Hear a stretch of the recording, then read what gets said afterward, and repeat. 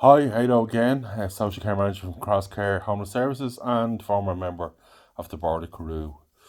The second, the second one that we look at is being able to evaluate the effect of your own characteristics, values, and practice on interactions with service users, and be able to critically reflect on this to improve practice.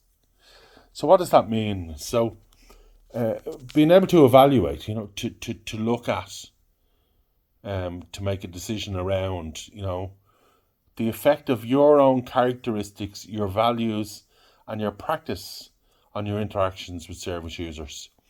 When we go into work on a daily basis, or when you go in on placement maybe as a student, how we see the world has an effect on the relationships that we're trying to have with the people that we're working with.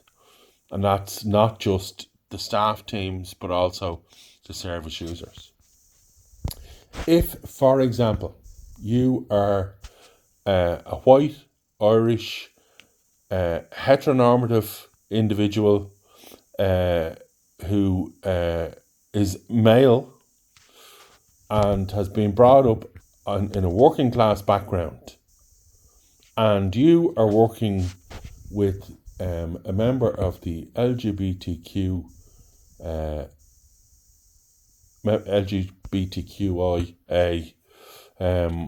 how much effect does the way you are reared, the way you see the world, the colour of your skin, how you feel about the LGBTQIA community, etc., and there may be no issues. You may be perfectly happy within that world and very able to work with that community, but you need to stop and look at it. You need to stop and try and evaluate it. If you're an older male and you're working with younger females, what are the power dynamics like there? So power and gender might come to play there. And then if you have power and gender and also other characteristics from your background, how do they come to play with the individuals that you're sitting opposite? If you're a person who's come through the system themselves, so if you're a person by experience, how did the characteristics that you've built up and developed over that time, how is does the feeling of how service was provided to you in the past? Maybe you're a person who is in recovery. How does your recovery journey affect the way that you will deal with people who are now in recovery?